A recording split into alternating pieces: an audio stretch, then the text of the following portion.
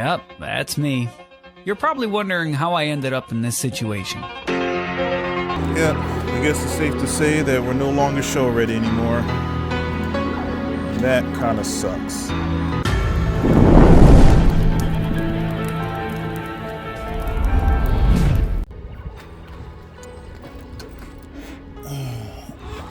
Man, this hood is heavy too. So, funny thing happened to me the other day. I ended up ruining my hood. Yeah. I'm sure a few of you already know this, but I really love this car, and it kind of sucks that it's no longer show ready anymore because of this damage right here. And on the other side too. Take a look at that. And you may be wondering, how did this actually happen? Well, you guys ever run into a situation where your transmission's going out, so you have to change the transmission, and before you can change the transmission, you need to pop the hood latches on your hood. The reason why you have hood latches here is because the original hood latch on your car malfunctioned, so instead of just replacing that cable, you decide to put some hood latches here. Gotta pop the hood latches open so you can lift up the hood. Then you need to remove the wheel, remove the hub, remove the axle, then replace the transmission, put everything back, put the axle back, put the hub back, put the wheel back on, drive around town, and then noticing that your wheel is wobbly because your camber bolt is off, so you have to adjust the camber bolt. You take it back out for a test drive, you hit 60 miles an hour on a windy day, and the wind catches the hood. And next thing you know, when you're driving, you're looking at Kakashi upside down on your windshield. Yeah, the wind took my hood and flipped it up on the car, and it really sucks. It mangled all of this area right here, all of that area right there. When the hood flopped up, the latches were up because I didn't secure this thing. I didn't latch it before I took off and drove. That's why the hood flapped up. Also, caused this damage up here and caused this damage right here. Also had a few dents in the hood. There's one dent here. You can see where the vinyl is bubbling up. It also ripped off both of the hood struts, so this hood is very heavy, and caused some bowing here. So I have to hammer this out a little bit more. The good news is that the superficial damage under the hood gets covered up by my wrap, so you really don't see any damage up here. But there are some bends that you can see right over there. There's another bend. There's some bowing right here, and that bowing is keeping my hood from closing properly onto the hood of my car. Also, this latch piece broke off. This side broke. This side broke as well. So I have to replace these two and the hood struts. It ripped off my LED lights underneath here. That all that got disconnected. So complete foobar, and I gotta fix it. I just went and reordered these hood latches here. These are brand new, same exact ones that are on here right now. So I shouldn't have to drill or retrofit in any new holes. I could just take these out and put these new ones in. I should be able to use the existing pins right there. I'm also waiting on the new struts to come in the mail, the new hood struts to come into the mail. That should be here momentarily. I did a video before, a long time ago, of me actually installing in these hood pins, these hood latches. So I'll post the link if you guys want to take a look at it. But what I'm going to do right now is remove these and swap them out for the new ones. Should take no time at all. And when the new hood struts come in, I'll put those in, and I'll be able to secure my hood again.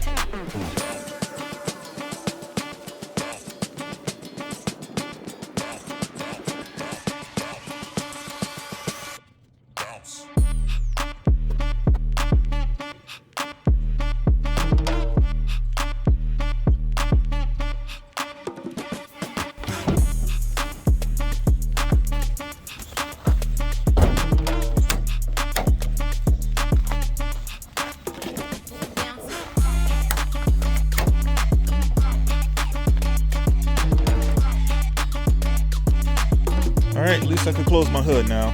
Doesn't look pretty, but looks a heck of a lot better now.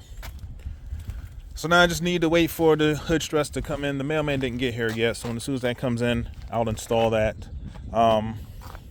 You know, for the most part, it's a good patchwork. These still work again, which I'm happy about. So at least I can get the hood up. While I'm waiting for the hood stress to come in the mail, at least I can show you guys some of the updates and improvements that I've done. And I actually was able to relocate the battery from the hood of my car to the trunk. And that's something that I've been wanting to do for a while now, because if we take a look here, when I put the transmission back on, my intake was actually in the way too much of where the battery was. And plus there's a lot of connections that I just needed to run to the trunk anyway. So what I did was I installed a couple of systems here. It looks like a lot of wires, but I actually cleaned up a lot of those wires now, so it actually kind of makes sense. I was able to ground the battery right here, and a lot of other grounding ports for my lights, my air suspension, relays, switches, stuff like that. I've got a relay connected here to the fan because the fan wasn't working, so I just rigged up a relay here. I put a distribution block here to kind of jerry-rig the power outlet from the alternator to the transmissions and all the other power starters and stuff like that. And this wire right here goes all the way to the trunk of the car. If we take a look at the trunk, you can see this is where my new battery placement is. So this is the main battery.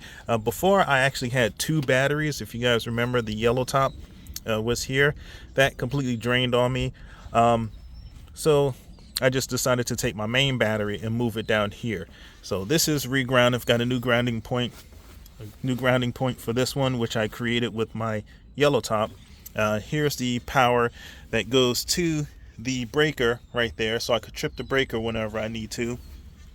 It's actually tripped right now, but when I turn that back on, it'll provide power back to the car. And everything else, here's my air suspension and all of this stuff, just gets rewired back to the main portion of the car. So yeah, this worked out pretty well. I'm gonna start the car because it's been a minute.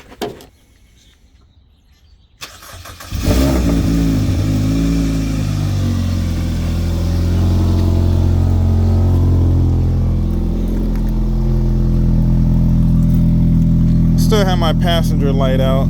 I don't know why that is. I think there might be a short somewhere in the wiring. Seems to be a little bit of condensation up in here, so that's probably why that's not lighting up.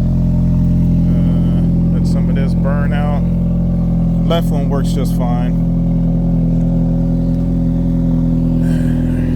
Wheels look good though. A little dirty, but wheels do look good to this car.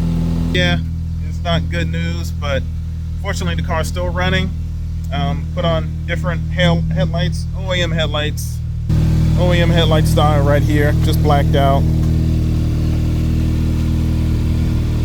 Still looks good, still happy with it, but stay tuned because I'm actually working on a different project right now where I'm looking to get another car. And I'm very happy because this is something that I've been working on for a long time to try to get. This car right here, the Sonata, I'm going to pass down to my son because he's of age now, he needs a car.